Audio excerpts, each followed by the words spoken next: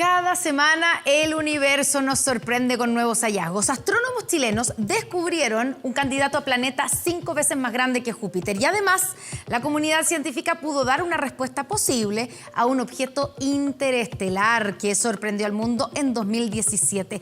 De todo eso y más nos cuenta Pascal Fuentes como todos los jueves en Lo que se sabe. ¿Cómo estás, Pascal? Muy bien, gracias, Connie. Oye, ¿cómo se llama el objeto interestelar? Porque tiene un nombre que yo no he podido pronunciar. Es hawaiano. A ver. A mí también me costó un poco, pero es Oumuamua. Oumuamua. Oumuamua, que el 2017 no todos lo recordaremos, pero sorprendió al mundo, sobre todo a la comunidad científica, porque es el primero de su clase. Oumuamua además significa mensajero en hawaiano. Imagínate. Y desde ese entonces, desde el 2017 hasta ahora, llamó la atención por varias razones.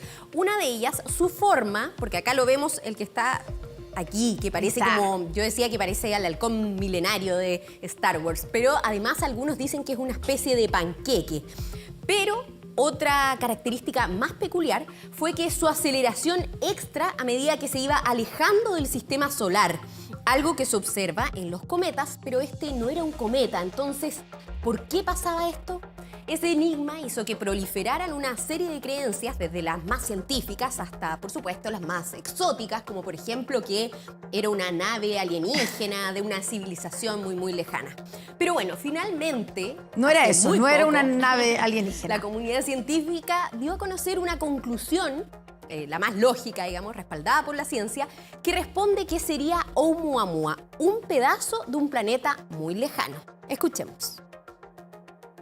Si es que este fuese un objeto no rocoso, sino que de hielo, un pedazo de hielo, entonces uno sí puede explicar esa aceleración y el hecho que no haya tenido actividad cometaria. Después de un choque con un planeta como Plutón, uno pudiera sacar un pedazo de hielo y este fuese eyectado desde su sistema solar, debiera ser más grande porque a medida que viaja por el medio interestelar, rayos cósmicos que vienen del centro de la galaxia, de otras estrellas, etcétera, lo podrían ir horadando, y en ese caso sí es más fácil horadar hielo que roca.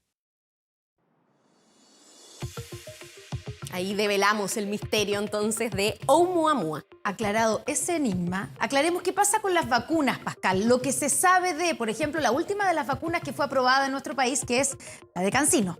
Así es. Vamos a hacer, se podría llamar un punteo de lo que sabemos hasta el momento de CanSino. Sabemos que, bueno, su nombre es AD5-nCoV, pero en Chile se llamará Convidencia o Convidecia. Se ha llamado ha tenido nombres similares en distintos países, por ejemplo en México. Es del laboratorio chino-canadiense CanSino Biologics.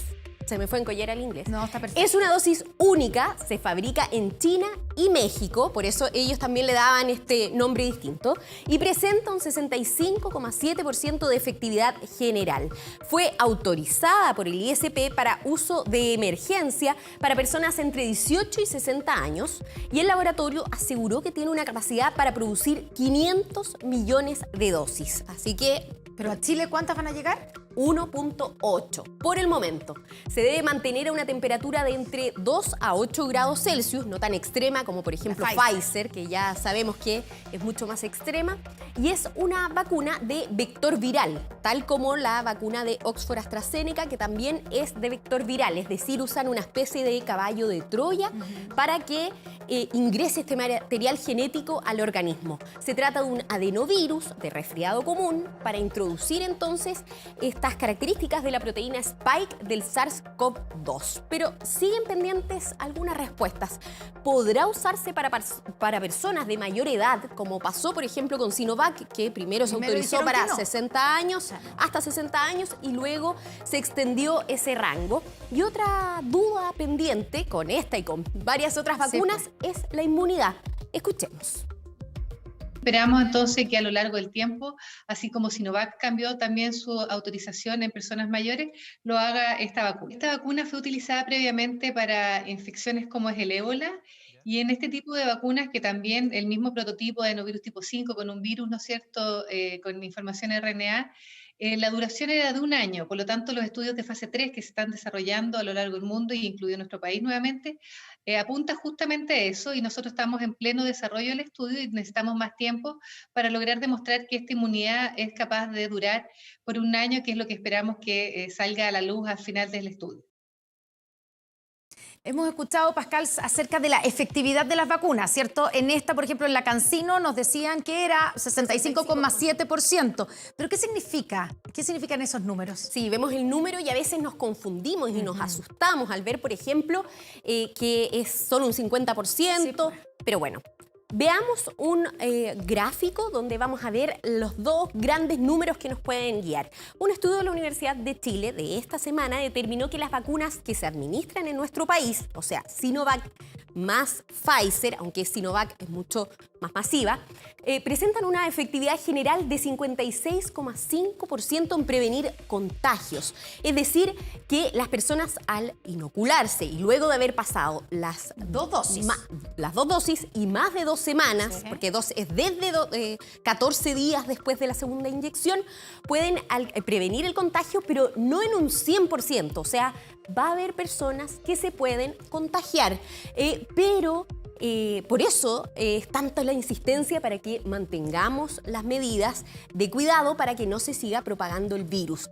Pero en este mismo estudio, de ambas vacunas sería un 90% en prevenir casos graves. O sea, las personas que tienen... Hay un grupo de personas que pueden contagiarse pese a tener las 2 dosis, pero no van a tener, la mayor parte de ellas, no van a terminar hospitalizadas, por ejemplo, no van a tener un cuadro grave de la enfermedad. Exacto. Y en los ensayos clínicos, que es el dato que estábamos viendo en la gráfica, de la vacuna Sinovac específicamente, incluso se llegó a un 100% de efectividad para evitar casos graves de Sinovac, porque bueno, es el 93% de la vacuna más masiva. Pero hay que poner mucha atención a eso. Finalmente va a prevenir que nos contagiemos, pero sobre todo va a prevenir que desarrollamos cuadros graves de la enfermedad. Escuchemos lo que nos dijo la infectóloga María Luz Endeiza. Están probadas que disminuyen en forma importante la posibilidad de infección grave, hospitalización y muerte, pero no impiden 100% el contagio. Es muy importante que la gente no empiece como a perder la credibilidad en tal o cual vacuna. Todas las vacunas son buenas si logran detener las formas graves y detener parte de la circulación del virus. Entonces, con la vacuna que sea, sigamos vacunándonos lo más rápido posible para que cada vez haya más gente que esté vacunada y que no sea susceptible. Y por otro lado, después se verá en el futuro si es necesaria una tercera dosis, un refuerzo anual, como hacemos con influenza todos los años. Esas son cosas que están viendo para más adelante, pero por favor ahora que nadie deje de vacunarse cuando le corresponda. Importante el llamado, sobre todo cuando acabamos de mostrar que hay una ralentización de la vacunación de la gente en el tramo que estamos por estos días, en los 50 y 50 y tantos. Sí, llamado a que vayan a vacunarse, porque, ponga atención, un estudio de la Universidad de Oxford determinó que 1 de cada 3 pacientes que tuvo COVID-19 sufre secuelas neurológicas o psiquiátricas. Aquí vamos a ver los números. Aún medio año después de la infección, o sea, 6 meses después, incluso puede ser más a largo plazo. Son 6 meses porque es lo que llevamos corrido desde que se realiza el estudio y se juntan los antecedentes, pero puede ser incluso aún más largo. Se trata del mayor estudio sobre secuelas cerebrales a largo plazo. Las más comunes son ansiedad y alteraciones del humor, aunque hay otra gama de secuelas mucho menos frecuentes, pero más graves, como hemorragias, accidentes cerebrovasculares y demencia incluso. Mientras más grave haya sido el cuadro, el riesgo es aún mayor para presentar estas secuelas. ¿Cuáles son las más comunes? ¿Qué es lo que se han encontrado los neurólogos en Chile? Escuchemos. Sobre todo ha sido lo de la ansiedad y los trastornos del sueño y exacerbaciones de patologías previas. Por ejemplo, los pacientes que tenían cefaleas crónicas o migrañas, pacientes que tenían diagnósticos previos de fibromialgia, que provocan cierta descompensación de eso. Otra cosa importante que hemos visto es la fatiga, que es una fatiga mental. Hay muchos que se quejan de que no rinden como antes. Sobre todo se da en este periodo cuando el paciente vuelve a trabajar, por ejemplo, Dice, doctor, se me olvidan las cosas, no rindo, no me puedo concentrar. Son las secuelas que deja el COVID, que no afecta solo a las personas, porque Rusia está probando con buenos resultados una vacuna para animales, una vacuna contra el COVID, y han demostrado la presencia de anticuerpos en el 100% de los casos. ¿Por qué en los animales? Si se han dado contados casos, por ejemplo, en perros, en gatos, en animales domésticos, pero no así en otras poblaciones. Se ha dado lo que se llama una zoonosis reversa, que el virus ataca no solo a los humanos, sino que se traspasa del humano al animal. O sea, nosotros contagiamos. Nosotros hemos contagiado a, por ejemplo, primates, a grandes felinos como tigres y pumas. Pero ¿por qué sería importante contar con una vacuna para los animales? Escuchemos. A la fecha se ha determinado la positividad del SARS-CoV-2 en al menos 419 granjas de bisones. No estamos hablando de individuos, estamos hablando de granjas. Estamos hablando de millones y millones de bisones. Estas granjas infectadas han aparecido positivas en Dinamarca, Francia, España, Estados Unidos, Italia, varios países. En Dinamarca, el virus ingresó a estas granjas de bisones y se generó una cepa nueva dentro de los bisones, que fue capaz de devolverse a los humanos.